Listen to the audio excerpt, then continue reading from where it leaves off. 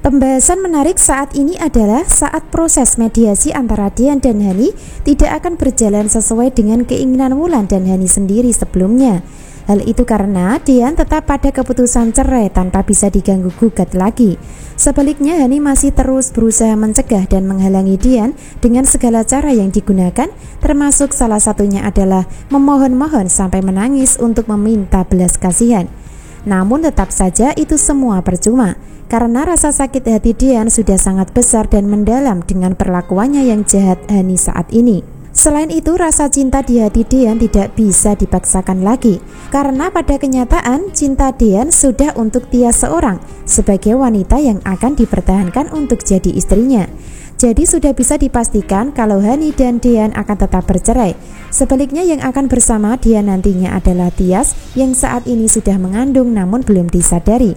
Biarpun begitu, kehamilan Tias akan tetap diketahui setelah nanti diperiksa oleh dokter. Sebab dari adegan selanjutnya sudah ada adegan di mana Tias berada di rumah sakit untuk memeriksakan kandungan dengan ditemani oleh Yuni. Jadi dari situlah sudah pasti Tias dan Dian tidak akan sah bercerai ketika Tias sudah mengandung. Selain itu, Dian akan tetap lebih memilih Tias daripada Hani untuk dipertahankan. Tentu dari adanya Dian mempertahankan Tias bukan tanpa alasan ya, melainkan karena kehamilan Tias yang menjadi pemicu dan penyebabnya.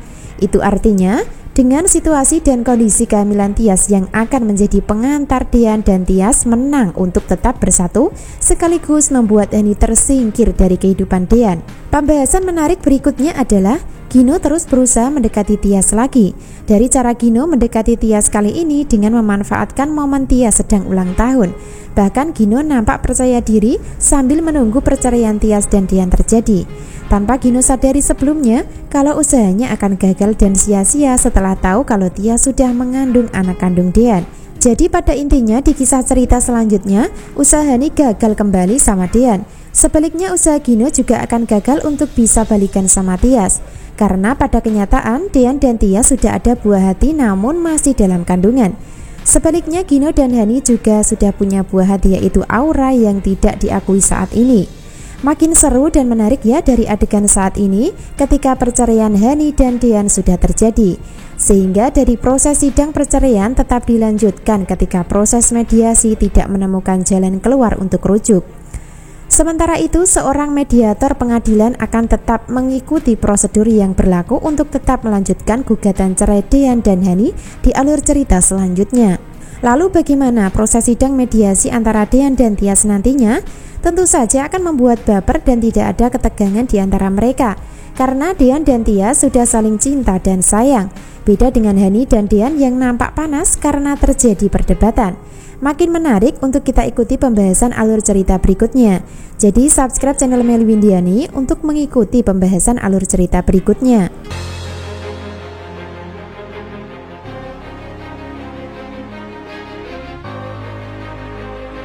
Episode selanjutnya, Hani nampak berusaha keras untuk membujuk Dian sebelum ke pengadilan agama. Seperti biasa, sikap Hani seperti anak kecil yang merengek-rengek meminta Dian untuk tidak menceraikannya. Namun tetap saja, itu semua tidak bisa mengalihkan perhatian Dian.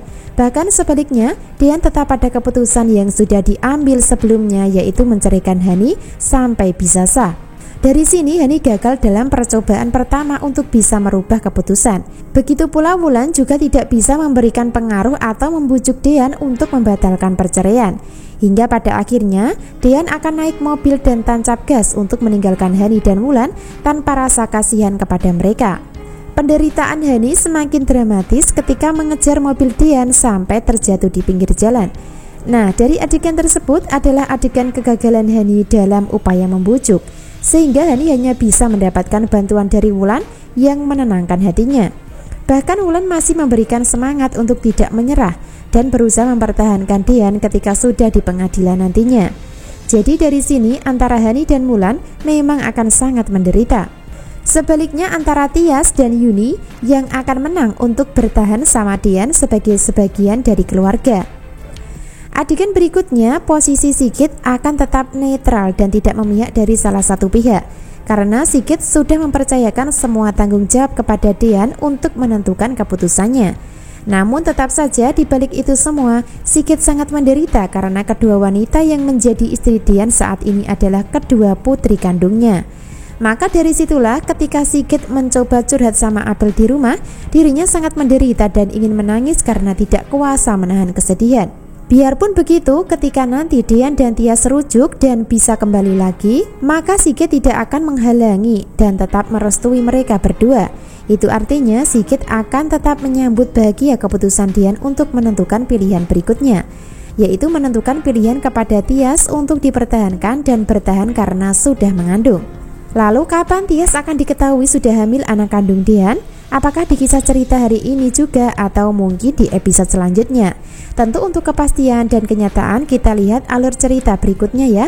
Namun yang jelas alur cerita bisa dibaca kalau memang Dian dan Tias sudah berjodoh karena kehamilan.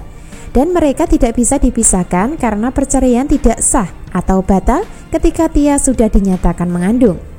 Bahkan pihak pengadilan agama pun akan melarang perceraian Tias dan Dian terjadi. Itulah yang terjadi dalam adegan dan alur cerita berikutnya. Namun yang pasti Wulan dan Hani akan kalah melawan Tias dan Yuni masalah Dian di alur cerita berikutnya.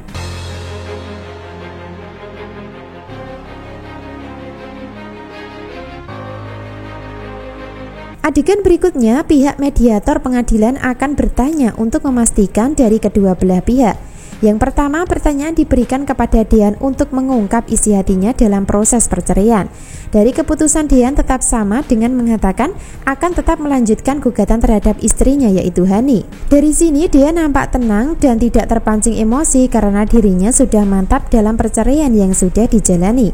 Sebaliknya pihak Hani akan menolak perceraian dan ingin mempertahankan pernikahan dengan mengatakan, "Aku akan mempertahankan dan menjaga keutuhan pernikahan." Kata Hani nampak disertai dialog emosi dan panik. Hingga endingnya Dian dengan tegas sambil berkata, "Dan aku tetap menceraikan kamu, Hani." Nah, dari situlah Hani tidak bisa berkata-kata lagi dan nampak bingung menyikapi masalah Dian. Sehingga Hani akan tetap marah dan terkesan emosi hingga persidangan menjadi kacau. Bahkan Hani seperti orang kesetanan yang tidak bisa dikendalikan lagi. Biarpun begitu, pihak pengadilan akan mencoba menenangkan keadaan untuk menjaga perjalanan sidang tetap kondusif. Itu artinya bisa jadi proses mediasi bisa ditunda karena sikap Hani yang belum bisa menerima keadaan yang ada saat ini. Lalu apa yang terjadi selanjutnya? Tentu saja Hani sudah tidak bisa bertahan atau tidak bisa mempertahankan pernikahan. Karena dari pihak Dian sudah pasti ingin berpisah. Itu artinya keputusan pengadilan nantinya adalah akan tetap menjalankan proses sidang perceraian walaupun dari pihak Hani tidak setuju.